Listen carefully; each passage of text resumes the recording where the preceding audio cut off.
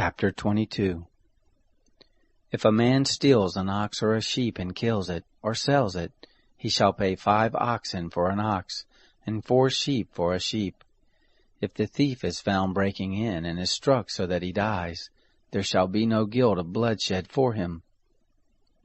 If the sun has risen on him, there shall be guilt of bloodshed for him. He shall make restitution. If he has nothing, then he shall be sold for his theft. If the stolen property is found in his hand alive, whether it is ox, donkey, or sheep, he shall pay double. If a man causes a field or vineyard to be eaten, and lets his animal loose, and it grazes in another man's field, he shall make restitution from the best of his own field, and from the best of his own vineyard.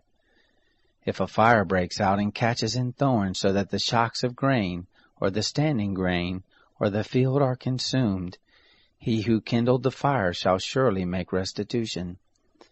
If a man delivers to his neighbor money or stuff to keep, and it is stolen out of the man's house, if the thief is found, he shall pay double. If the thief isn't found, then the master of the house shall come near to God, to find out if he hasn't put his hand to his neighbor's goods.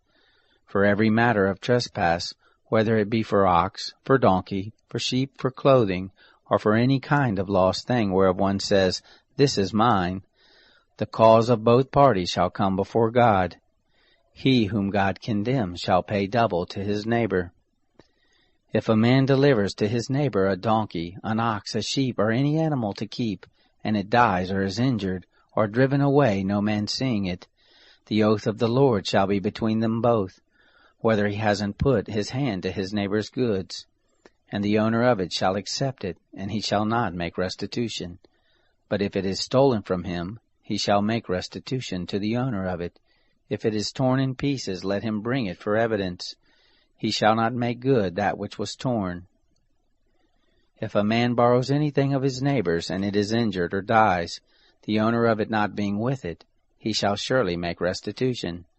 If the owner of it is with it, he shall not make it good. If it is a leased thing, it came for its lease. If a man entices a virgin who isn't pledged to be married and lies with her, he surely shall pay a dowry for her to be his wife. If her father utterly refuses to give her to him, he shall pay money according to the dowry of virgins. You shall not allow a sorceress to live. Whoever has sex with an animal shall surely be put to death. He who sacrifices to any god except to the Lord only shall be utterly destroyed.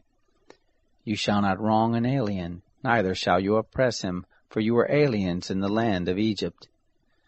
You shall not take advantage of any widow or fatherless child.